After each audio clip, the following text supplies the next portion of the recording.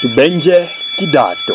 Yes, Right. Bona, yes, High asifiwe. It's your boy Mwalimu Dreamy, and of course segment ni Tubenje Kidato. We are coming to you live from Damarcrest School where we are having a weekend challenge, and of course takuwa tukibanja 1-2-1-2 tujue how the weekend challenge is going, venye imekuwa, venye wase wanabanja, how school life is. So tunaweza anza na wewe bro, nakuita aje?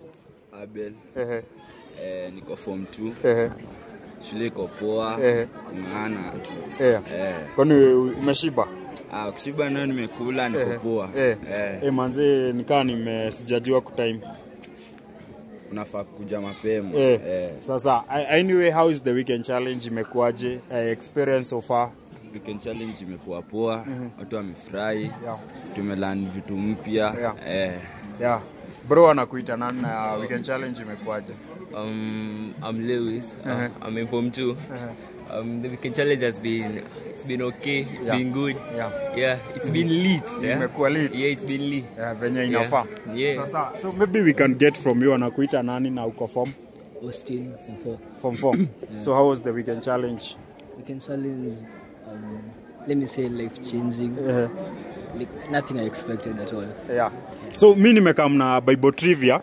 Maserufi na makerubi ni akina nani bro?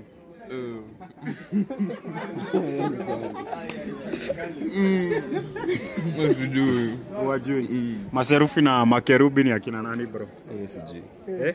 Nani yako na idea maserafi na makerubi ni akina nani?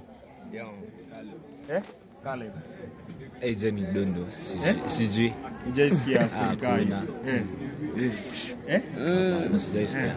Sasa so nauliza tukimalizia, if you are given one power kuchange school moja yenye iko shule, which is that one rule yenye unaweza change bro?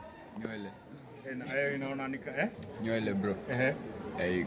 Kunyoa. Unataka tu wewe weke look yako tu. Ndio. Sasa bro, any one power yenye ungepewa chance ya kuchange unaweza change? Nywele. Unataka kiafro?